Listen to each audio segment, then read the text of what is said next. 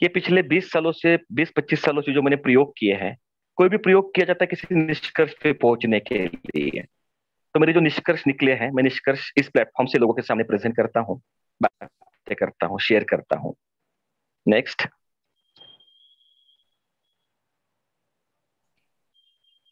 What is life?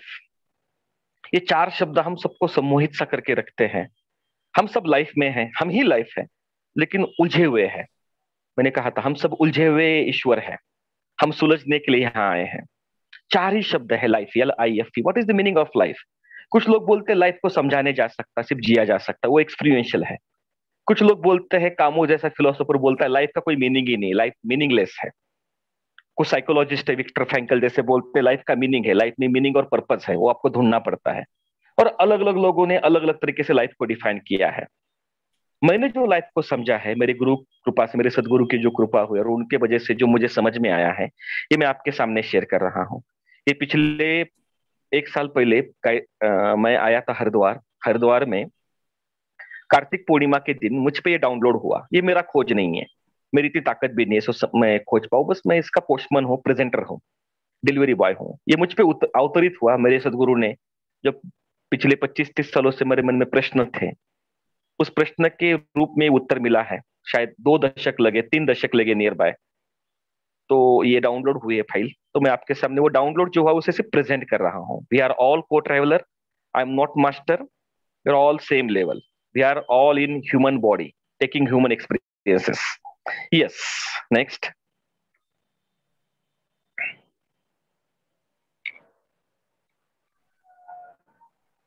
Yes, अगर आप life मुझे 4 शब्दों में पूछोगे, मैं कहूंगा hope, choice, decision and action. चार ही शब्द है लाइफ। हमारा ब्रेन लॉजिक पे नहीं, होप पे चलता है। होप के आधार पे हम चॉइस क्रिएट करते हैं, चॉइस एक चुन लेते हैं, उसे डिसीजन कहते हैं, और डिसीजन के आधार पे हम एक्शन लेते हैं। Life is all about action, action and action. जो आपको समझ में आता है, मैंने ओशो का कहीं पढ़ा था, वो आपकी समझ जो है आपके आचरण में आ जाती है। जितनी हमारी समझ होती है वो आचरण में आ जाती है। तो आचरण ही समाज है, समझ ही आचरण है, उसे मैं एक्शन कहता हूँ। तो लाइफ को समझने का मतलब ही एक्शन, लाइफ का मतलब ही 4 शब्द है, hope, choice, decision and action. Next.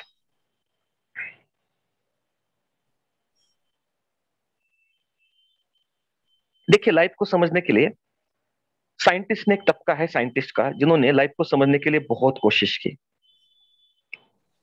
जैसे लाइफ कहा जाता है, नितमा में स्क्रीन एक ही रखिए, डिस्टॉर्ट हो जाएगा। अच्छा, ठीक है। हाँ, वो डिस्टॉर्ट हो जाएगा। एक बड़ा हाँ, राइट। तो देखिए, आप स्क्रीन पे देख सकते हो, साइंटिस्ट है, इन्होंने लाइफ को समझने की कोशिश की।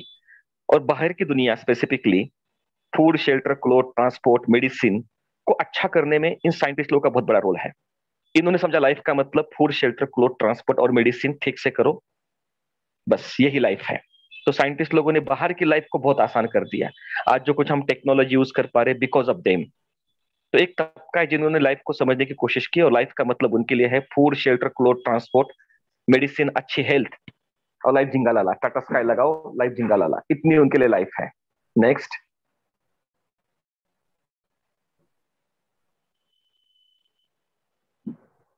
और एक तबका देखोगे आप, वो साइकोलॉजिस्ट लोगों का है, मनोवैज्ञानिक। उन्होंने कहा मन चंगा तो कटुतु में गंगा। अगर आपका मन चंगा है तो कटुतु में गंगा आ सकती है। आपके मन को ठीक करो, मन नाम के यंत्र को ठीक करो, सब कुछ ठीक है। ये आत्मा को मानने को राजी नहीं है। ये आत्मा को मानने को राजी नहीं, बोलते मन है, मन का मैकेनिज्म है, उसे ठीक करो, सब कुछ ठीक हो जाएगा। इन्होंने मन को ठीक करने के अलग अलग सिस्टम्स दी, अलग अलग विजडम दी।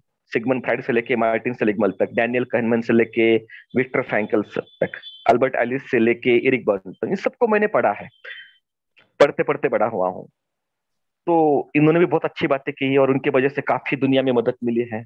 उनके भी अपने अपने मॉड्यूल्स हैं, जिससे वो समझाते मन क्या है और मन की रचना क्या है, और उसे कैसे ठीक से काम करना है। मन का मतलब है ऑडियो, विजुअल एंड फीलिंग्स, जो हमने बात की है। ये जो 4 चीजें हैं, इसे मन कहते हैं। Audio, visual, see, feel, hear, feel and self talk. ये 4 चीजों को मन कहते हैं। इन अलग अलग लोगों ने अलग अलग तरीके से मन को देखा। साइकोलॉजिस्ट ने मन को किसी ने पिक्चर से पकड़ा, किसी ने साउंड से पकड़ा, किसी ने फीलिंग से पकड़ा, किसी ने कहा बस रैशनल थिंकिंग करो, जो अल्बर्ट एलिस है वो बोला कि सोचने की क्षमता विकसित करो, बुद्धि विकसित करो। तो कॉग्निटिव साइकोलॉजी से कहते हैं। इन्होंने मन को अलग अलग तरीके से पकड़ा, लेकिन डेफिनेटली बहुत इनसे मदद मिली है। नेक्स्ट,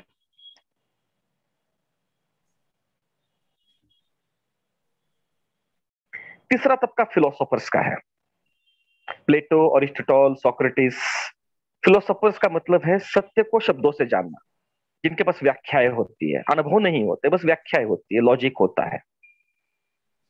तो प्लेटो ने कहा खुद को जानो, बाकी कुछ जानने की जरूरत नहीं। एरिस्टोटल ने कहा दुनिया का जानो, बाकी कुछ जानने की जरूरत नहीं है। और इनके अपने अपने अलग अलग मत है। प्लेटो का कहना था कि आत्मा ब्रेन में रहती है, अरिस्टोटल का कहना था आत्मा हृदय में रहती है। और अपने अपने अलग अलग दृष्टिकोण है। यहाँ जो अल्बर्ट कामो है, उसने कहा कि लाइफ का कोई मतलब ही नहीं है, लाइफ तो मीनिंगलेस है। कार्ल मार्क्स ने कहा बस लाइफ और कुछ नहीं, सामाजिक व्यवस्था ही लाइफ है। और इन लोगों ने अपने अलग अलग दृष्टिकोण दिए, और उनके अपने अपने अलग अलग स्कूल्स ऑफ थॉट है, और उनमें भी बहुत विरोध है, अंतर विरोध है। इन सबको मैंने पढ़ा है, समझा है। ब्रिलियंट थिंकर्स है, नो डाउट। नेक्स्ट,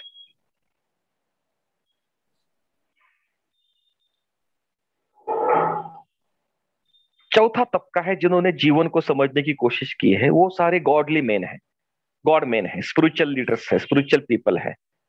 भगवान श्री कृष्ण से लेके पत्री जी तक, रमन महर्षि से लेके बाबा नागराज जी तक, ओशो से लेके श्री श्री रविशंकर जी तक, बुद्ध से लेके माता अमृतंदमयी तक, गोयंका जी से लेके प्रमुख स्वामी तक, जीसस से लेके निसरत महाराज तक। इन्होंने जीवन को, पूरे वर्ल्ड में एक ऐसी मान्यता है, धारणा है कि उनको जीवन सबसे ज्यादा ठीक से समझ में आया है। They are messenger of God. उनको डिविनिटी समझ में आती है। They understand the unseen order. ये जो अनसीन ऑर्डर है, जो ब्रह्म जिज्ञासा है और जो आत्म जिज्ञासा है, इनके पास उसके उत्तर है, उनके पास उसके अनुभव है। इनको भी बचपन से पढ़ते पढ़ते बड़ा हुआ हूं। इन सबको पढ़ा है, समझा है अपने लाइफ में, और अपना ऑब्जर्वेशन भी किया है। मैंने विपश्यना 5 बार की है। बाबा नागराज जी के साथ मैं रहा हूं पर्सनली। रविशंकर जी की सुदर्शन क्रिया की है। भगवत गीता पढ़ी है। आद्य शंकराचार्यों को पढ़ा है। बाइबल पढ़ा है। रमन महर्षि के आश्रम में रहा हूं, पढ़ा है। सदगुरु को सुना है, दादाजी को पढ़ा है, समझा है उनके प्रयोग। इस्कॉन को समझा है, भक्ति वेदांत जी को। इनके अपने अपने अलग अलग विचार है, दृष्टिकोण है। मां अमृतानंदमयी को मिला हूं मैं पर्सनली। इन्होंने अपने अपने दृष्टिकोण रखे हैं। इनको भी पढ़ा, लेकिन मुझे हमेशा लगता था कुछ तो मिसिंग है। भगवान बुद्ध को जब पहली बार ज्ञान हुआ तो वो कहते कि मेरे सामने ही था, पता नहीं मुझे समझ में क्यों नहीं आया। तो मुझे लगता था जीवन ऐसा नहीं हो सकता, इतना कॉम्प्लिकेटेड जीवन नहीं हो सकता। जीवन बहुत सरल है और सबके लिए उपलब्ध है। जिनको अध्यात्म में रस है उनके लिए भी उतना उपलब्ध है, जिनको बिल्कुल अध्यात्म में रस नहीं है, जो नास्तिक है, उनके लिए जीवन उतना ही प्रकट है जो आस्तिक है। जीवन सबके लिए एक रूप है, एक जैसा है। वो किसी के लिए अनजस्टिस नहीं कर सकता है, ऐसी मेरी धारणाएं थी। मुझे लगता था नहीं, जीवन सबके लिए एक जैसा है। नास्तिक, आस्तिक, गरीब, अमीर, आत्मज्ञानी, पाताल लोक वाला व्यक्ति, चाहे निर्वाण लोक वाला व्यक्ति, जीवन सबके लिए एक जैसा है। ये चारों लोगों ने, आप देखो कंपार्टमेंट ए में हम चल रहे, चारों लोगों ने, साइंटिस्ट ने, साइकोलॉजिस्ट ने, फिलोसोफर ने, स्पिरिचुअल लोगों ने अपने अपने तरीके से जीवन को समझने की कोशिश की है, और अपने अपने विचार, अपने अपने दृष्टिकोण अपने ग्रंथों में दिए हैं। बाइबल, कुरान, गीता में ये सारे वर्णन आते हैं। नेक्स्ट, और ये आप चारों लोगों का सार निकालोगे, कंक्लूड करोगे, आप देख सकते हो साइंटिस्ट लोगों ने सर थोड़ी सी आवाज ब्रेक हो रही है। सर आवाज ब्रेक हो रही है। अच्छा, सब जगह नेटवर्क का ही प्रॉब्लम चल रहा है। नहीं, अभी भी नहीं आ रही सर।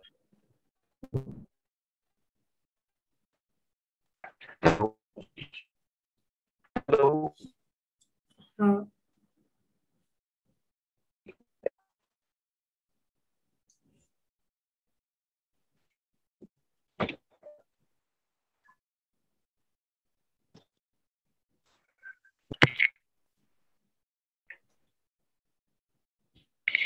हेलो।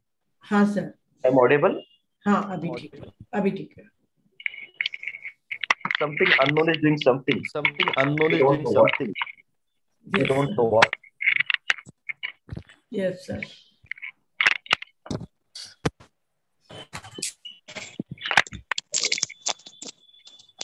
Hello. हाँ sir. Yes, I'm audible now. Yes, sir. Yes, आप देखो कि आवाज इको हो रहा है. हेलो, आवाज अभी इको हुआ. हो रहा है. अभी हो रहा है थोड़ा सा.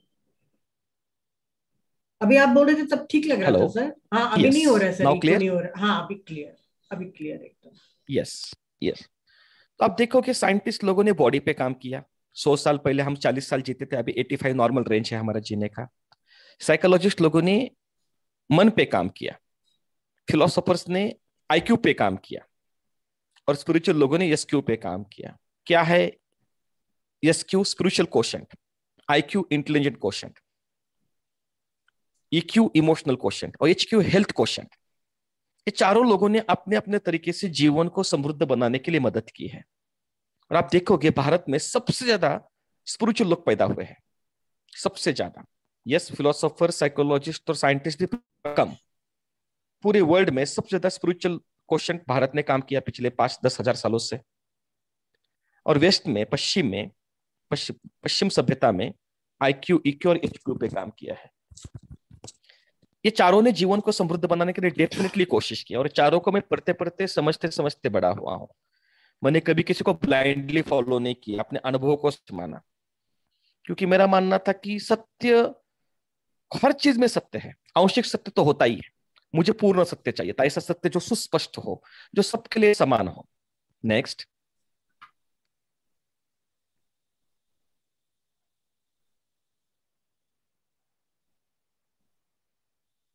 देखिए, मुझे ऐसा लगा, I may be wrong, I may be totally wrong, ये परसेप्शन है, कोई तरह की घोषणा नहीं है. ये जीवन रूपी जो हाथी है, मैं इसे जीवन रूपी हाथी कहता हूँ, जिसे हम जीवन कहते हैं.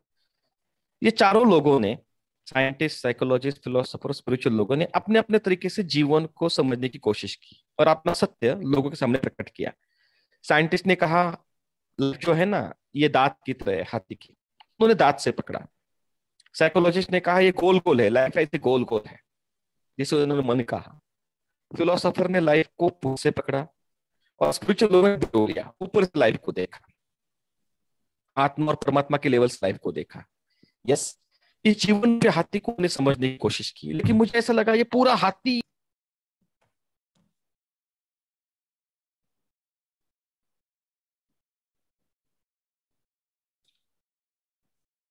सर आवाज नहीं आ रही है. यस, जीवन रूपी हाथी ने डिस्कनेक्शन कर दिया था. I am audible? Yes sir. मुझे विलियम ब्लेक का सेंटेंस हमेशा याद आता है, something unknown is doing something we don't know what. तो लाइफ के अपने मिस्टीरियस तरीके हैं. पता नहीं, लाइफ शायद नहीं चाहती है कि आप ठीक से उसे जानो. It's okay. तो ये जीवन रूपी हाथी है, इन्होंने अपने अपने सत्य देखे, और डेफिनेटली उसमें कुछ कॉन्क्रीट सत्य है ही, चाहे साइंटिस्ट ले लो, साइकोलॉजिस्ट ले लो, फिलोसोफर ले लो, स्पिरिचुअल लोग ले लो. लेकिन मुझे पूर्ण सत्य चाहिए था, ऐसा सत्य जो यूनिवर्सल हो, जो हर किसी के लिए समान हो. नेक्स्ट. और आप देखोगे यूनिवर्स के फंडामेंटल 4 रूल है, नियम है, फंडामेंटल फोर्सेस है. यूनिवर्स का मतलब है 10 लाख गैलेक्सीज जो अभी तक हमने ढूंढी है. ब्रह्मांड का माइक्रो से लेके मैक्रो तक जितना कुछ ब्रह्मांड में है, ये 4 ही नियमों के अधीन है, जिसे 4 फंडामेंटल फोर्स कहते हैं. 5वां नियम ढूंढने में साइंस लगी है, जो साइंस को अभी तक नहीं मिला है. 5th फोर्स जिसे वो कहते हैं, अभी तक उनको हाथ में नहीं लगा है. ग्रेविटेशनल फोर्स है, इलेक्ट्रोमैग्नेटिक फोर्स है, वीक न्यूक्लियर फोर्स है, स्ट्रॉन्ग न्यूक्लियर फोर्स है. मेरा ये मानना था ब्रह्मांड का, जो ये ब्रह्मांड की रचना जिसमें हम भी आते हैं, मछली भी आती है, हाथी भी आते हैं, शेर भी आते हैं, स्टार्स भी आते हैं, ये चारों नियमों के अधीन है ब्रह्मांड. 4 फंडामेंटल फोर्स के अधीन है. तो ह्यूमन लाइफ के भी कुछ फंडामेंटल फोर्स होंगे. जैसे ब्रह्मांड के 4 चीजें अगर इनविटेबल है, 4 ही नियम है, नियमों से ब्रह्मांड चलता है, जो तो हमें पता चला है, वैसे ह्यूमन लाइफ के भी कुछ फंडामेंटल नियम होंगे जो यूनिवर्सल है, आस्तिक नास्तिक हर किसी व्यक्ति के लिए. ईश्वर को मानने वाला, ईश्वर को ना मानने वाला, रहस्यवादी, आध्यात्मिक, जो कोई व्यक्ति हो, राजा रंक, अज्ञानी, ज्ञानी, विज्ञानी, हर किसी के लिए वो नियम समान होगा. जैसे ग्रेविटेशनल, इलेक्ट्रोमैग्नेटिक, वीक फोर्स और स्ट्रॉन्ग न्यूक्लियर फोर्स, ये सबके लिए समान है। बिल गेट्स के लिए, सदगुरु के लिए, आपके लिए, मेरे लिए। वो किसी को ऐसा नहीं कि वो बिल गेट्स है इसलिए उस पे ग्रेविटेशनल फोर्स नहीं काम करेगा, और ऐसा नहीं है कि वो सदगुरु है तो उन पे इलेक्ट्रोमैग्नेटिक फोर्स काम नहीं करेगा, नहीं, नियम तो सब पे काम करेंगे। तो मेरा मानना था लाइफ का भी ऐसा कुछ सनातन सत्य हो जो यूनिवर्सल है। Next,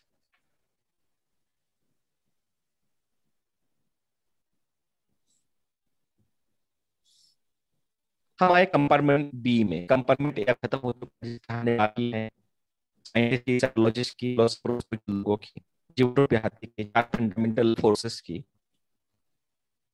hello, I am Audible?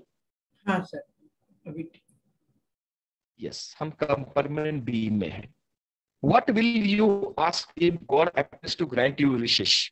अगर अनसीन ऑर्डर, जिसे हम ईश्वर कहते हैं, वो प्रकट होते हैं और आपको पूछती है कि आपको क्या चाहिए लाइफ में, तो आप देख सकते हो सामने 10 चीजें हैं। Money, food, cloth, house, car, jewellery, family, health, name, fame and world tour. ये 10 चीजें हम मांग सकते हैं। इसके अलग अलग वेरिएशंस होंगे, इसके अलग अलग डायमेंशन हो सकते हैं, लेकिन ये फंडामेंटल इतनी चीजें हैं, आप ये मांगोगे। चलो, आपको ईश्वर बोलेंगे यस, ग्रांटेड, मेरा वरदान है, तुझे मिलेगा, लेकिन एक कंडीशन है, यू कांट फील, तुम महसूस नहीं कर पाओगे। ये सब कुछ तुम्हें देने के लिए तैयार हूं मैं, जितना चाहिए उतना बैंक बैलेंस, 240 कंट्री में घूमने की एबिलिटी, सब कुछ तुम्हें मिलेगा, नेम, फेम, हाउस, ज्वेलरी, लेकिन यू कांट फील, तुम महसूस नहीं कर पाओगे। इस सभा में जितने लोग हैं बोलेंगे क्या मतलब है, ये तो बेईमानी हुई, ये तो चीटिंग हुई। अगर महसूस नहीं कर पाएंगे तो क्या मतलब है इन चीजों का? तो इससे ये समझ में आता है कि, इससे ये समझ में आता है कि हम सब महसूस करते हैं, हम सब महसूस करना चाहते हैं, और ये जो महसूस करना होता है हमारे अंदर होता है। महसूस करना अंदर है, चाहे आप खाना खाते हो, चाहे गाड़ी में घूमते हो, सब कुछ अपने अंदर तो महसूस करते हो। इसलिए सारे आध्यात्मिक लोगों ने कहा, नो दाय सेल्फ, अपने अंदर जो महसूस करते हो उसको जान लो, सारे दुखों से मुक्त हो जाओगे। तो अल्टीमेटली हम तो सब कुछ महसूस ही करना चाहते हैं, चाहे गाड़ी हो, चाहे पैसा हो, चाहे खाना हो। खाना भी खाते तो अंदर ही महसूस करते हो। तो अल्टीमेटली हम महसूस करना चाहते हैं, और वो हमारे अंदर महसूस करना चाहते हैं। ये बाहर की जो चीजें हैं हमारे अंदर के कुछ भाव को एक्टिवेट कर देते हैं। हमारे मन में जो महसूस करना चाहते हैं वो बाहर की चीजें हमें वो उसको एक्टिवेट कर देती है। जैसे पैसे से हमें सिक्योरिटी फील होता है, हमारे अंदर भी फील सिक्योर। अगर अमेरिका चले जाएंगे तो डॉलर लगेंगे, इंडियन रुपए नहीं चलेगा, वहां डॉलर से सिक्योरिटी मिलती है, लाइक दैट। तो इससे समझ में आता है हम महसूस करना चाहते हैं। नेक्स्ट, और महसूस करना हमारे अंदर होता है। पॉल एकमैन एक साइकोलॉजिस्ट है जिनको पढ़ा है मैंने, बहुत अद्भुत काम किया उन्होंने, पूरा जीवन लगाया इस व्यक्ति ने चेहरे के इमोशंस को डिकोड करने में, 40 साल। उन्होंने सिद्ध किया कि हमारे चेहरे पे बेसिक 6 ही इमोशंस है। फीलिंग इज एवरीथिंग, तो उन्होंने कहा ये इमोशन जब बॉडी में आते हैं उसे फीलिंग्स कहते हैं। इमोशंस जब हमारे बॉडी में आने लगते हैं हम उसे फीलिंग्स कहते हैं। तो उन्होंने कहा ये बेसिक 6 ही फीलिंग्स है ह्यूमैनिटी में। 800 करोड़ लोगों में ये 6 ही इमोशंस है, fear, anger, sadness, disgust, Joy and surprise. और आप देखो इसमें से 4 तो निगेटिव है, fear, anger, sadness, disgust. Joy positive है, सरप्राइज निगेटिव भी हो सकता है, पॉजिटिव भी हो सकता है। तो इनको जब मैंने पढ़ा मुझे लगा ना यार, जीवन ऐसा नहीं हो सकता कि जीवन तो सकारात्मक है, 4 चीजें निगेटिव, 80% निगेटिविटी कैसे हो सकती है? Okay, next.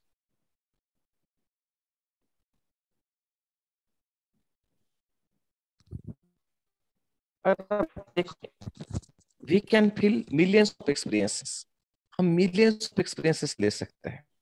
हम किसी मंदिर में जा सकते हैं, ताजमहल देख सकते हैं, जंगल जा सकते हैं, वाटरफॉल जा सकते हैं, हिमालय में जा सकते हैं, रेगिस्तान में जा सकते हैं, क्रूज लेक के समंदर में जा सकते हैं, दुनिया के शहर देख सकते हैं, अलग अलग तरीके के बर्फ में जा सकते हैं, वर्ल्ड टूर कर सकते हैं। कितने एक्सपीरियंसेस है?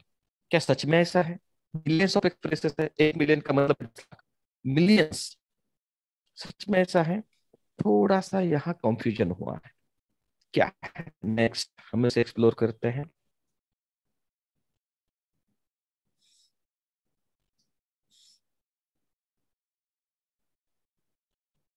बहुत से लोगों ने फीलिंग वर्सेस सेंसेस में कंफ्यूज किया।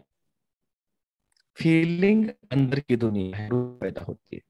सेंसेस में बाहर की इंफॉर्मेशन अंदर आती है। जैसे मैंने कहा था, ऑडियो विजुअल हमने बात की थी, चित्त और वृत्ति की। हम कुछ देखते हैं, महसूस करते हैं, कुछ सुनते हैं, महसूस करते हैं, 5 सेंसेस हम इंफॉर्मेशन अंदर लेते हैं। तो लोगों ने फीलिंग और सेंसेस को कंफ्यूज किया। फीलिंग अलग चीज है, सेंसेस अलग चीज है।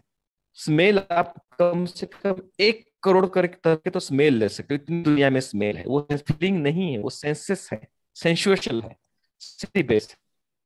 फीलिंग्स अलग चीज है। नेक्स्ट, हम समझ रहे व्हाट इज लाइफ। लाइफ के फंडामेंटल्स को समझने की प्रक्रिया में तो आप देखोगे, इस संसार में ना हम कुछ लेकर आए हैं, ना यहाँ से कुछ लेकर जा सकते हैं। ये फंडामेंटल नियम है। जिसने बनाया, मुझे पता नहीं ऐसा क्यों बनाया। हिस्ट्री में एक एग्जाम्पल ऐसा कहा जाता है कि मदर मेरी सशरीर यहाँ से वो चली गई स्वर्ग में। ऐसा हिस्ट्री में दाखला है, रेफरेंस है। लेकिन ये यूनिवर्सल नियम है हम सबके लिए कि ना हम यहाँ से कुछ लेकर आ सकते हैं, यहाँ कुछ ना लेकर जा सकते हैं। बिल गेट्स, एलन मस्क सब यही छोड़ के जाएंगे। नेक्स्ट,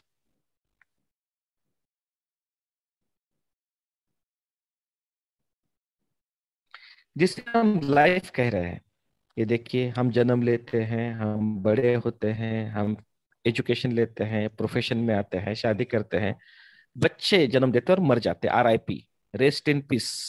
इसके बीच जो कुछ घटित होता है उसे लाइफ कहते हैं। एक्सपीरियंस का मतलब ही फीलिंग है, जो अंदर महसूस होता है आपको। जो हमने बात की थी, हम अंदर महसूस करते हैं फीलिंग्स को। मरने की बात है, RIP क्यों? जब जिंदा हो तब पीस को क्यों महसूस नहीं कर सकते हो? ये जिंदा रहते हुए स्टिलनेस और पीस को महसूस करना, वही ध्यान है, वही अध्यात्म की खोज है कि आप जीते जीते पीस को महसूस करके आप लाइफ को जी पाओ। नेक्स्ट,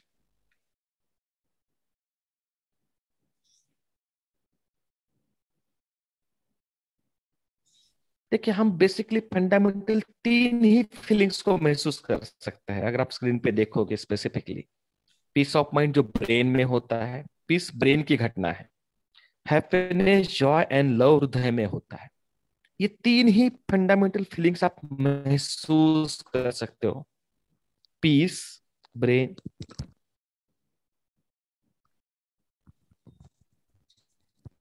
पीस ब्रेन में है, शांति ब्रेन का अनुभव है। जॉय और लव, ये आपके हृदय का अनुभव है। ध्यान के 2 चरण हो सकते हैं। पहले, बुद्धि को शांत करना, विचारों को शांत करना, वो जो सेल्फ कमेंट्री उसको शांत करना, ये पहला चरण है। और दूसरा चरण है, आप अपने हृदय में सुख और प्रेम को महसूस कर पाओ। ये ध्यान का दूसरा चरण है।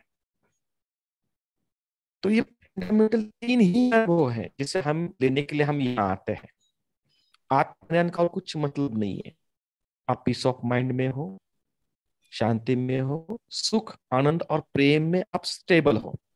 16 घंटे अब आपका पीस, हैप्पीनेस, जॉय और लव डिसकंटिन्यू नहीं होता, in the continuous state of mind, happiness, Joy and love.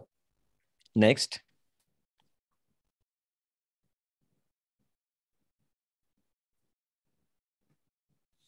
और उसे और स्पेसिफिक करोगे आप, तो देखो कि जो कोर फीलिंग्स है वो हैप्पीनेस और जॉय है, जो हृदय में पैदा होती है। हैप्पीनेस क्या है, जॉय क्या है, हम आगे देखने वाले हैं।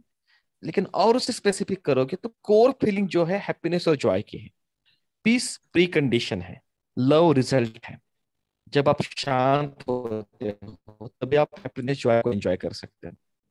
और जब आप हैप्पीनेस और जॉय में हो तभी आप किसी को प्रेम दे सकते हो। प्रेम परिणाम है, प्री कंडीशन है, और उसके बीच में घटित होता है सुख और आनंद। नेक्स्ट,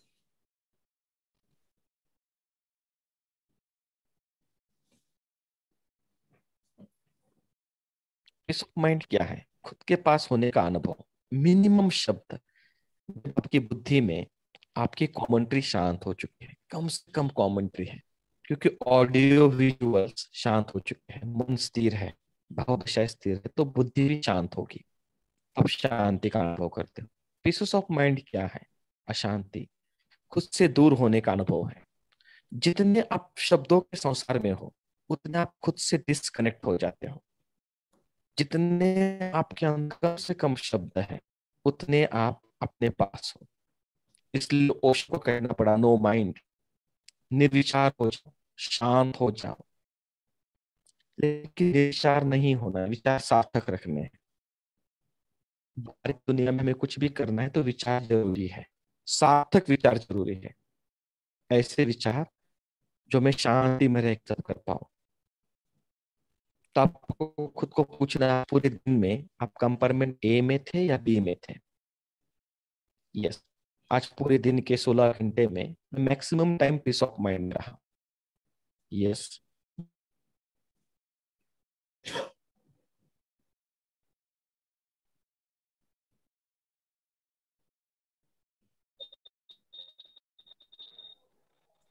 सर फिर आवाज नहीं आ रही है। हेलो, हाँ यस, हेलो, हाँ सर, अब बोलिए, आ रही है आवाज। आई एम ऑडिबल? हाँ यस, पीस ऑफ माइंड क्या है? आप देखोगे स्क्रीन पे, ब्रेन के लेफ्ट साइड में हमारे शब्द पैदा होते हैं जिसे ब्रोकाज एरिया कहा जाता है, और ब्रेन के राइट साइड में इमेजेस पैदा होते हैं। तो पीस ऑफ माइंड जो है फीलिंग ऑफ कामनेस है, जहां कम से कम शब्द और कम से कम इमेजेस है।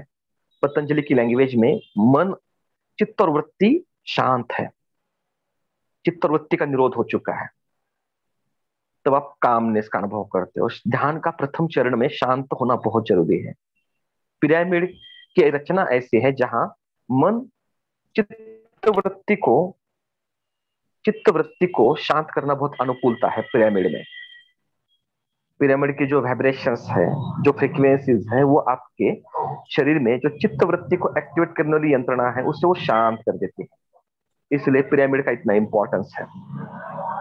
तो शांति का मतलब है फीलिंग ऑफ कामनेस। हम सबको फीलिंग ऑफ कामनेस चाहिए। नेक्स्ट,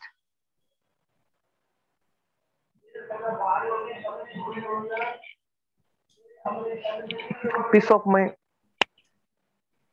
पीस ऑफ माइंड क्या है? आप देखोगे, जब आपके ब्रेन में अल्फा ब्रेन वेव्स पैदा हो जाते हैं 8 to 12 साइकिल पर सेकेंड, तो उसे पीस ऑफ माइंड कहते हैं साइंस के लैंग्वेज में। पीसेस ऑफ माइंड क्या है? अशांति, बीटा ब्रेन वेव्स। 30 के ऊपर आपकी बड़बड़ इतनी ज्यादा हो जाती है कि आप बीटा में चले जाते हो, स्ट्रेस में चले जाते हो। तो हम सबको शांति चाहिए। हम सब 8 to 12 साइकिल पर सेकेंड इस स्टेट में रहना चाहते हैं। उस समय अल्फा ब्रेन वेव का, अल्फा वेव कहता हूं। सारे ध्यान के प्रयोग आपको अल्फा में लाने के प्रयोग हैं। यस, पिरामिड की रचना ऐसी है कि आपका ब्रेन नेचुरली अल्फा में चला जाता है। इसलिए पत्री जी ने, महर्षि पत्री जी ने पिरामिड का उपयोग इतना किया, प्रचार किया कि पिरामिड की रचना ऐसे जिसमें आपके ब्रेन में अल्फा वेरिएंट हो पैदा होना बहुत आसान हो जाता है। नेक्स्ट,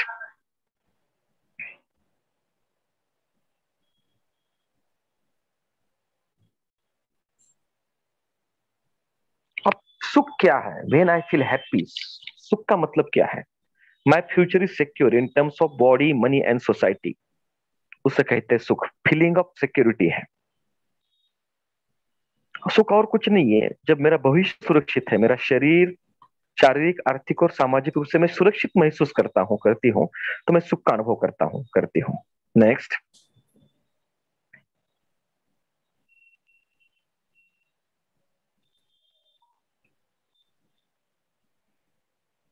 स्क्रीन बहुत छोटा हो गया है नेता मैम। यस, नहीं ठीक है when I sir. Feel Joy.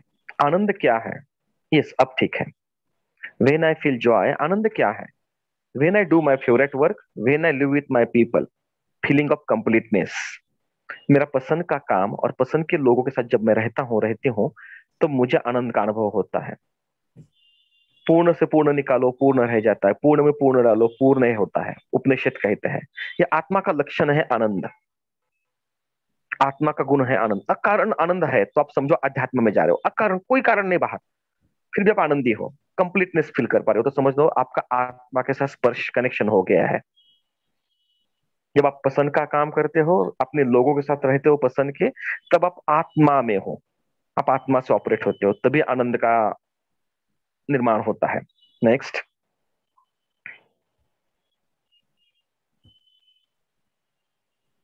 प्रेम क्या है?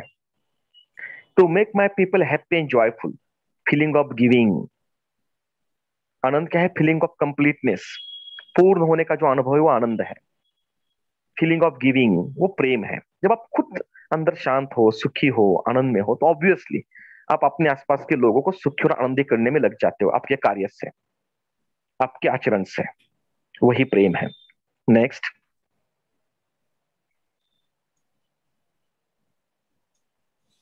जब आप ये महसूस करते हो, आपके अंदर क्या होता है? जब आप हैप्पीनेस महसूस करते हो, शारीरिक, आर्थिक, सामाजिक सुरक्षित महसूस करते हो, आपके ब्रेन में डोपामाइन पैदा होने लगता है। जब आप अपने अंदर आत्मा से कनेक्ट हो, आनंद में हो, तो आप सेरोटोनिन बॉडी में पैदा होने लगता है। डिप्रेशन जो है आनंद का अभाव है, ब्रेन में सेरोटोनिन ही पैदा नहीं होता है, उसे डिप्रेशन कहते हैं। आप जीवन के मूल प्रभाव से डिस्कनेक्ट हो गए, आप आत्मा से डिस्कनेक्ट हो गए, वही डिप्रेशन में समझ में आता है। You feel helpless, hopeless, worthless. आपके ब्रेन में अभी सेरोटोनिन पैदा नहीं हो रहा है, वही डिप्रेशन है। तो डिप्रेशन और कुछ नहीं है, आत्मा से डिस्कनेक्शन है। आप बाहर इतने व्यग्र हो गए, बाहर की पिक्चर्स में, साउंड्स में आप इतने उलझ गए कि आप अपने आप से दूर हो गए, वही डिप्रेशन का अनुभव है। आज डिप्रेशन पूरे वर्ल्ड में महामारी बनी है, उसी कारण से है। चित्तवृत्ति, मन आपका इतना उलझ गया बहिर्मुखी चीजों में कि आप खुद से डिस्कनेक्ट हो गए हो। तो कोई चाहिए, कोई प्रेमिका, कोई प्रेयसी, कोई पत्नी, कोई पति, कोई मित्र, कोई गुरु, जो आपको आपके आत्मा का एहसास दिलाए। तो डिप्रेशन और कुछ नहीं है, खुद के सोल से डिस्कनेक्ट होने की प्रक्रिया है। प्रेम जब पैदा होता है, आपके ब्रेन में ऑक्सीटोसिन नाम का हार्मोन पैदा होता है, ये बॉन्डिंग हार्मोन है। जब माँ अपने बच्चों को जन्म देती है, उसके ब्रेन बॉडी में सबसे ज्यादा ऑक्सीटोसिन पैदा होता है, ये न्यूरोट्रांसमीटर्स है। तो यस, ये तीन केमिकल को ही हम महसूस करना चाहते हैं, डोपामाइन, सेरोटोनिन और ऑक्सीटोसिन, और बहुत से न्यूरोट्रांसमीटर्स है। लेकिन हम सबकी बेसिक खोज है हैप्पीनेस, जॉय और लव की। अगर आपको हैप्पीनेस चाहिए तो आपको कर्म करना पड़ेगा। शारीरिक, आर्थिक, सामाजिक स्थिति के लिए आपको कुछ कर्म करना पड़ता है। शरीर अच्छा चाहिए तो एक्सरसाइज करनी पड़ेगी, खाने पे नियंत्रण करना पड़ेगा, नींद की क्वालिटी सुधारनी पड़ेगी, पैसे कमाने आपको मेहनत करनी पड़ेगी। और समाज से आपको सम्मान चाहिए तो समाज के लिए उपयोगी होना पड़ेगा, तभी ब्रेन में डोपामाइन पैदा होगा। सुख जो है वो क्रियाशील घटना है। आनंद जो है पसंद का काम और पसंद के लोगों के साथ आनंद महसूस कर सकते हो। आनंद पैसिव घटना भी है, एक्टिव घटना भी है। और प्रेम तो पूरी की पूरी पैसिव घटना है। नेक्स्ट,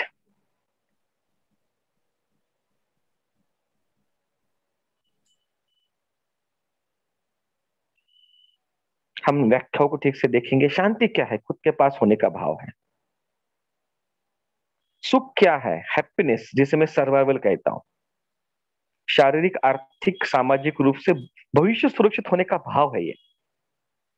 शारीरिक, आर्थिक, सामाजिक रूप से भविष्य सुरक्षित होने का भाव है, जिसे क्लब वन भी कहता हूं मैं। कुछ लोग क्लब वन में पूरी जिंदगी रहते हैं, सर्वाइवल में रहते हैं, शारीरिक, आर्थिक, सामाजिक चीजों में मेंटेन करते रहते हैं। आनंद क्या है? जॉय ऑफ लिविंग, खुद के अंदर पूर्ण होने का भाव है, क्लब टू है। अध्यात्म की पूरी खोज क्लब टू में आने की खोज है, अपने अंदर आनंद के स्रोत को ढूंढने की खोज है। और प्रेम क्या है? अपने लोगों को सुखी और आनंदित करने की जिम्मेदारी लेने का भाव है।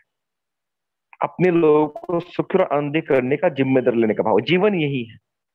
जीवन का मतलब ये चार ही भाव है, शांति, सुख, आनंद और प्रेम। मैं जहां भी प्रार्थना करता हूँ इसी के लिए प्रार्थना करता हूँ, शांति, सुख, आनंद और प्रेम के लिए प्रार्थना करता हूँ। किसी भी शक्ति के सामने झुकता हूँ, चाहे मस्जिद में जाओ, चाहे मंदिर में जाओ, चाहे चर्च में जाओ, चाहे हनुमान जी के सामने जाओ, चाहे गंगा किनारे जाओ, एक ही प्रार्थना करता हूँ दिल से, ब्रह्मांड को, मुझे शांति, सुख, आनंद, प्रेम समझ में आ जाए और उसको मैं जी पाऊं। समझ ही आचरण बन जाती है। समझोगे तो आचरण में आएगा, नहीं समझोगे तो आचरण में नहीं आ सकता है। किसी को समझना है, सिंपल उसका आचरण देख लो, उसके साथ 3 महीना रह के देख लो, उसके आचरण से समझ में आ जाएगा उसको कितना समझ में आया है। शांति, सुख, आनंद और प्रेम, यही हम सबकी खोज है, यही जीवन है। जीवन का मतलब ही शांति, सुख, आनंद और प्रेम है। नेक्स्ट,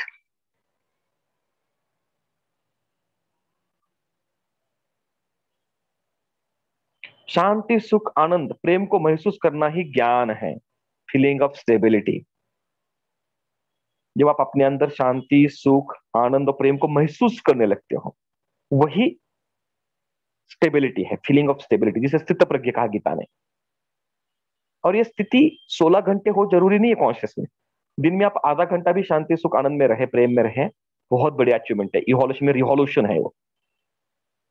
आप सच में आत्मा के पास रहे, शांति सुख आनंद प्रेम आधा घंटा भी रहे, बड़ी कृपा हुई, आपने बड़ी कृपा की, खुद पे कृपा की। तो ज्ञान धीरे धीरे स्टेबल होता है। इट टेक टाइम्स, मेहनत करनी पड़ती है, उसे समय देना पड़ता है, उसे नरिश करना पड़ता है। जैसे food, shelter, cloth, transport, medicine के लिए हमें बाहर मेहनत करनी पड़ती है, टाइम देना पड़ता है, तब वो मैनेज होता है। वैसे अंदर की दुनिया में शांति सुख प्रेम को स्टेबल करने के लिए मेहनत करनी पड़ती है, वही ध्यान है। नेक्स्ट।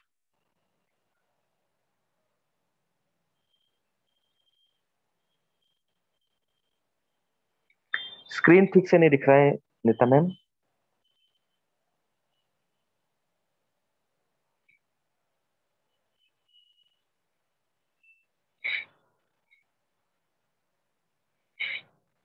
यस,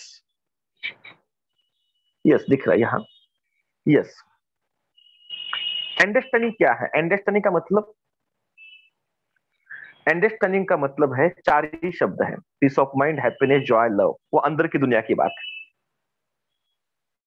मैं सालों साल अंडरस्टैंडिंग के बारे में सुनता रहा, अंडरस्टैंडिंग की सुन सुन के कंफ्यूज हो गया अंडरस्टैंडिंग के बारे में। ओशो, कृष्णमूर्ति से लेके यूजी कृष्णमूर्ति से लेके बाबा नागराज से लेके हर किसी के अंडरस्टैंडिंग की अपनी व्याख्या है। लेकिन अंडरस्टैंडिंग का मतलब चार ही चीज है, peace of mind, happiness, joy, love. बाकी सारी इंफॉर्मेशन है जो बाहर की दुनिया में फाइव सेंसेस में लेते हो। आपको अंडरस्टैंडिंग डेवलप करना है, इसलिए आप यहाँ आए हो। हम सब उलझे हुए ईश्वर हैं, हम यहाँ अंडरस्टैंडिंग डेवलप करने आए, peace, happiness, joy, love. Inner world में इसको नरिश करना है, उसके लिए सारी कोशिश है। इंफॉर्मेशन और अंडरस्टैंडिंग को कंफ्यूज मत करना। इंफॉर्मेशन बाहर की दुनिया है, अंडरस्टैंडिंग अंदर की दुनिया है, वो एहसास है। Thinking is language of brain, feeling is language of body.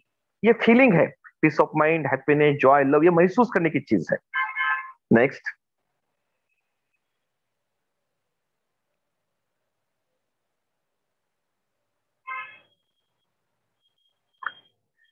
Understanding को फीलिंग कह सकते हैं आप, इंफॉर्मेशन को फाइव सेंसेस कहते हैं, थिंकिंग इसके बीच में ब्रिज है जिसे लैंग्वेज कहते हैं।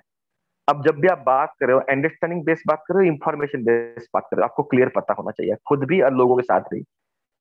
अभी यहाँ मैं बात कर रहा हूँ, अंडरस्टैंडिंग बेस्ड लैंग्वेज यूज कर रहा हूँ। मैं चाहता हूँ कि आपका ध्यान जाए, ध्यान तो बहुत किया, ध्यान देना है पीस, हैप्पीनेस, जॉय और लव की तरफ। उसके लिए मैं अपने लैंग्वेज का उपयोग कर रहा हूँ। कभी कभी इंफॉर्मेशन के लिए लैंग्वेज का उपयोग होता है। आपको क्लियर पता होना चाहिए कि आप लैंग्वेज का उपयोग अंडरस्टैंडिंग को एक्सप्रेस करने के लिए कर रहे हो या इंफॉर्मेशन को एक्सप्रेस करने के लिए कर रहे हो। और अगला व्यक्ति भी अंडरस्टैंडिंग के आधार पर बात कर रहा है, इंफॉर्मेशन के आधार पर बात कर रहा है। दोनों भी खराब नहीं, आपको पता ना होना खराब है। अंडरस्टैंडिंग अंडरस्टैंडिंग है, इंफॉर्मेशन इंफॉर्मेशन है। इंफॉर्मेशन ब्रेन में होती है, अंडरस्टैंडिंग हृदय में होती है। नेक्स्ट।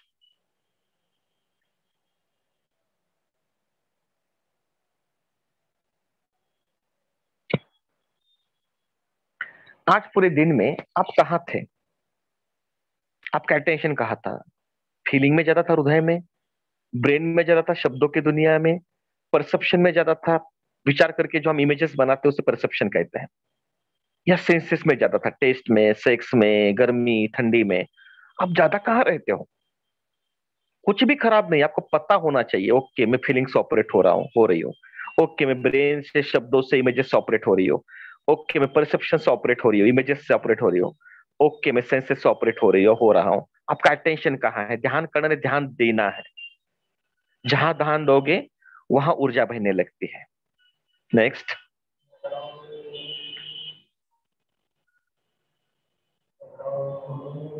भय क्या है? सुख और आनंद के खो जाने का भाव है, जिससे ब्रेन में कॉर्टिसोल पैदा हो जाता है बॉडी में। क्रोध क्या है? सुख और आनंद की प्राप्ति में बाधा। क्रोध है, एड्रेनल है। ये दो इमोशंस जो सर्वाइवल इमोशन है, भय और क्रोध, हमारी बॉडी को सबसे ज्यादा नुकसान करते हैं। हमें ऐसे टेक्निक्स, ऐसे मेथड्स चाहिए जो साइंटिफिकली आपके अंदर फियर और एंगर के जो केमिकल उसके न्यूट्रल करे, डिफ्यूज करे। नेक्स्ट।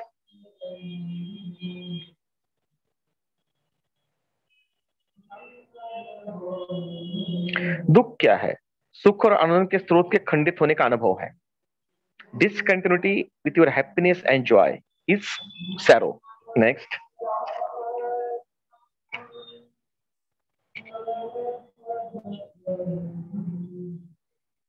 अतृप्ति क्या है?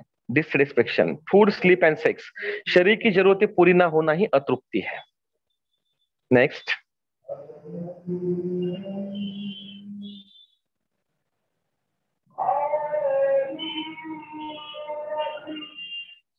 अब कंपार्टमेंट डी में आते हैं। How to achieve the 4 fundamental states. ये 4 फंडामेंटल स्टेट्स कैसे अचीव की जाए? नेक्स्ट,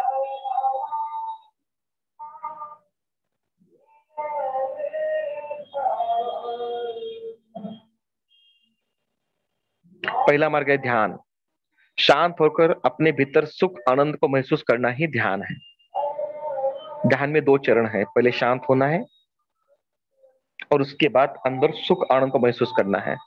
दूसरी भाषा में मन, वृत्ति, चित्त और बुद्धि को शांत करना है और फिर अपने आत्मा में सुख और आनंद का अनुभव करना है। 2 चरण है।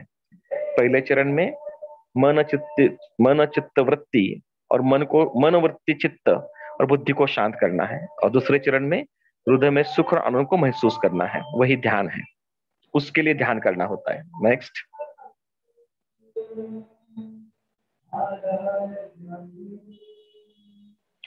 प्रार्थना क्या है? अपने भीतर शांति, सुख, आनंद, प्रेम और ज्ञान की प्राप्ति के हेतु की हुई याचना है, बिग माइंड से। उसे अनसीन ऑर्डर कहो, ईश्वर कहो, अल्लाह कहो, सदगुरु कहो, नाम कुछ भी दो। हमसे सुलझा हुआ कोई तत्व है, कोई इंटेलिजेंस व्यवस्था है, उससे मदद मांगनी है। शांति, सुख, आनंद और प्रेम, ज्ञान की प्राप्ति की हुई याचना है। नेक्स्ट,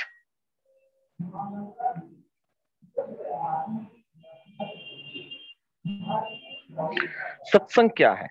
जिसे शांति, सुख, आनंद, प्रेम का ज्ञान हुआ है, उसके साथ संग करना। ऐसा व्यक्ति जो शांति को समझ चुका है, सुख, आनंद, प्रेम को समझ चुका है, अपने अंदर के आत्म स्वरूप में स्थित है, उसके साथ संग करना है। कुसंग क्या है? कुसंग जो है, या ऐसा व्यक्ति जो अशांत है, जो दुखी है, जो क्रोध में है, ऐसे व्यक्ति के साथ रहना ही कुसंग है। कुसंग जो होता है अंगार की तरह होता है, जब हाथ में लेता जलाता है, जब ठंडा होता है तो हाथ को काला करता है, जिसे हम कोयला कहते हैं। तो कुसंग से बचना चाहिए। जब तक आपकी शांति, सुख, आनंद, प्रेम स्थायी स्वभाव ना हो जाए, कुसंग से बचना चाहिए। तो सत्संग जितना हो सके, जिसने सत्य देखा है उसके साथ संग करना, वही सत्संग है। नेक्स्ट,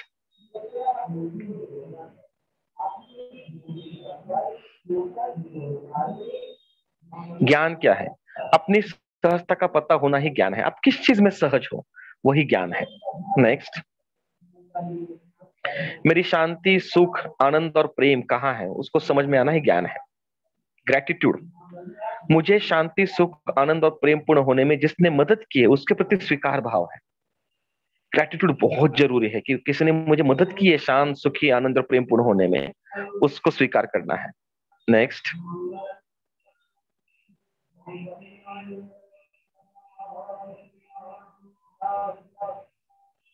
चाइना में उसे यिन और यांग कहा गया, हमारे भारत में उसे अर्धनारीश्वर के रूप में देखा गया। साइकोलॉजिस्ट जुंग ने उसे एनिमा एनिमस की तरफ देखा। ये पीस, हैप्पीनेस और जॉय की साइकिल है, हम सबके अंदर है, हम इससे हर रोज गुजरते हैं। इसके बारे में ध्यान देना है और अपने अंदर हैप्पीनेस और पीस, हैप्पीनेस और जॉय को स्थायी स्वभाव में लाना है। इसी के लिए प्रैक्टिस करना है, उसी के लिए अभ्यास करना है। नेक्स्ट,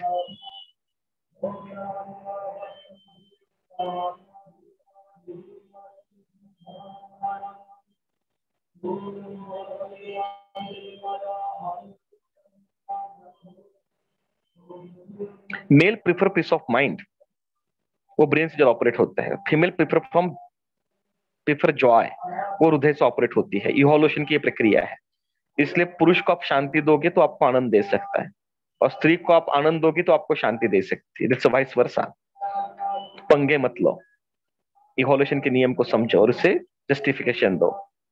पुरुष को शांति बहुत प्रिय है, और पुरुष को शांति नहीं दोगे तो पुरुष आपको जॉय नहीं दे सकता, हाईली इम्पॉसिबल है। और स्त्री को जॉय चाहिए, तो जो पुरुष को शांति देगी तभी तो वो जॉय देगा।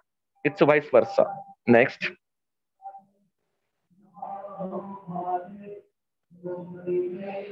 प्रैक्टिकल पर्सन वो है जो आउटर वर्ल्ड से ऑपरेट होता है, विचारों के अनुरूप परिस्थिति होने से शांति का अनुभव करता है, विचारों के अनुरूप शारीरिक, भौतिक, सामाजिक स्थिति से सुख का अनुभव करता है, विचारों के अनुरूप अपेक्षा पूर्ति से आनंद का अनुभव करता है। उसके विचारों के हिसाब से परिस्थिति, भौतिकता, संबंधों में तृप्ति के बाद वो सुख और आनंद का अनुभव कर पाता है। उसकी डिपेंडेंसी है बाहर की दुनिया में, लोगों पे, वस्तुओं पे, घटनाओं पे। मैं उसे प्रैक्टिकल पर्सन कहता हूं। नेक्स्ट,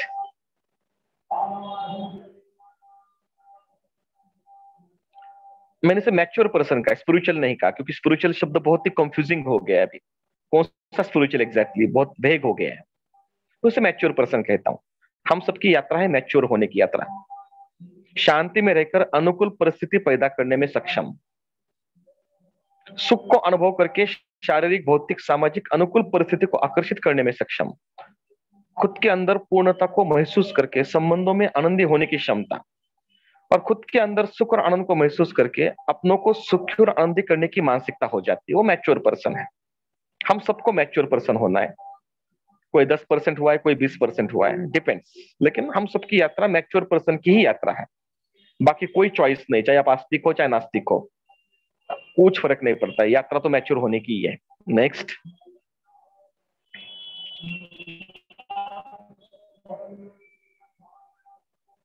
ये देखिए, प्रैक्टिकल और डिपेंडेंट पर्सन, जब बाहर से उसको शांति, सुख, आनंद मिलता है तभी वो प्रेम कर पाता है।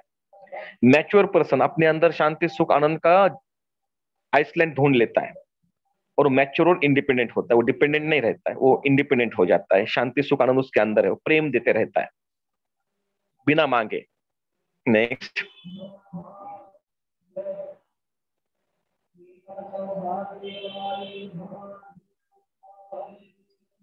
देखिए, हमने पहले बात की थी फंडामेंटल 4 फोर्सेस है नेचर के, ग्रेविटेशनल, इलेक्ट्रोमैग्नेटिक,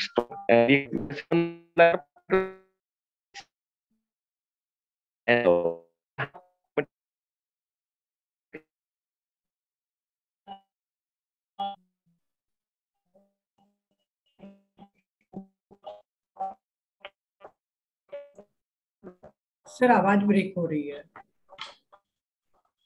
हेलो, हाँ आवाज ब्रेक हो रही है।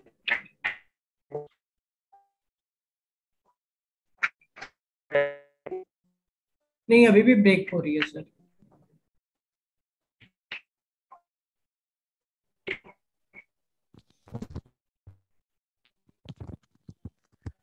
ऑडिबल? हाँ ठीक है। हेलो? हाँ अभी ठीक है सर। यस, तो फंडामेंटल 4 ही स्टेट है, पीस, हैप्पीनेस, जॉय, लव, जैसे हमने शुरुआत की थी। ये peace, happiness, joy, love Bill Gates को भी चाहिए, एक नास्तिक को भी चाहिए, एक साइंटिस्ट को भी चाहिए, एक आस्तिक को भी चाहिए, धार्मिक को भी चाहिए, आध्यात्मिक को भी चाहिए। आध्यात्मिक व्यक्ति सीधा ढूंढने में लग जाता है अपने अंदर, सांसारिक व्यक्ति बाहर से ढूंढने लगता है, व्यक्ति वस्तुओं के आधार पर। दोनों अप्रोच खराब नहीं है, आपकी चॉइस है। नेक्स्ट,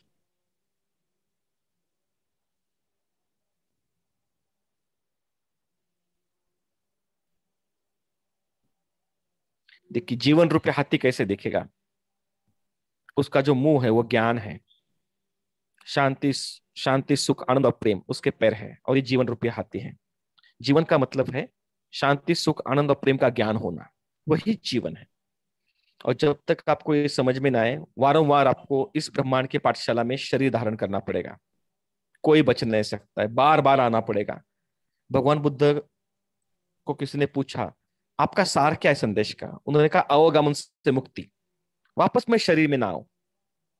ना जाने कितनी बार हम शरीर में, ना जाने कितनी बार आ सकते हैं। एक बार शांति, सुख, आनंद, प्रेम समझ में आ जाए, स्थायी स्वभाव हो जाए, तो वापस शरीर में आने की जरूरत नहीं है। फिर निर्वाण की यात्रा है। Next,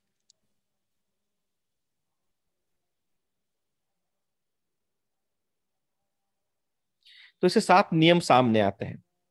law of calmness, law of security, law of completeness, law of giving, law of understanding, law of gratitude, और सबसे आखिर में था लॉ ऑफ फुलफिलमेंट। वो सुखी हो, आनंद में हो, प्रेम में हो, स्टेबल हो, एक्सेप्टेंस मोड में हो, तो अंदर से तृप्ति आती है। उसे परमहंस कहा जाता है। वो चलते और नियम उनको फॉलो करते हैं। तो ये 7 नियमों पे हमें काम करना है, डेली काम करना है। 16 घंटे आपके पास है। हर रोज आपको peace, happiness, joy, love, stability, gratitude और इनर सेटिस्फेक्शन के लिए काम करना है। पीस के लिए आपको ध्यान करना पड़ेगा। अंदर जो ऑडियो विजुअल रिकॉर्डिंग होती है, व्यर्थ की बातें छोड़नी पड़ेगी, सार्थक चीजों के बारे में सोचना पड़ेगा। हैप्पीनेस के लिए आपको शारीरिक, आर्थिक, सामाजिक के लिए मेहनत करनी पड़ेगी, पुरुषार्थ करना पड़ेगा। कंप्लीटनेस के लिए आपको आपका पसंद का काम और पसंद के लोगों को स्वीकारना पड़ेगा without judgment. Peace, happiness, joy में होते तभी आप प्रेम कर पाओगे। जब प्रेम आ जाता है तो आपके अंदर स्टेबिलिटी आ जाती है, और स्टेबिलिटी को स्टेबल रखने के लिए ग्रेटिट्यूड बहुत जरूरी है। बहुत बार मैं ऐसे लोग देखे जिनके पास अंडरस्टैंडिंग आई लेकिन उन्होंने ग्रेटिट्यूड छोड़ दिया, फिर से फिसल गए। तो ग्रेटिट्यूड बहुत जरूरी है कि एक्सेप्टेंस की, मुझे किसने मदद की उसको स्वीकारते रहना, हर रोज ग्रेटिट्यूड करना। और फिर आप अंदर फुलफिल, सातवां तो परिणाम है। जब ऊपर के 6 नियम आप फॉलो करते हो तो सातवां परिणाम आता है, आप तृप्त हो जाते हो। उसे मैं सुकून कहता हूं। शांति, सुख, आनंद में रहना वही सुकून है। Thank you, I complete from my head. Any question? ये नहीं दिखाना क्या सर? सॉरी,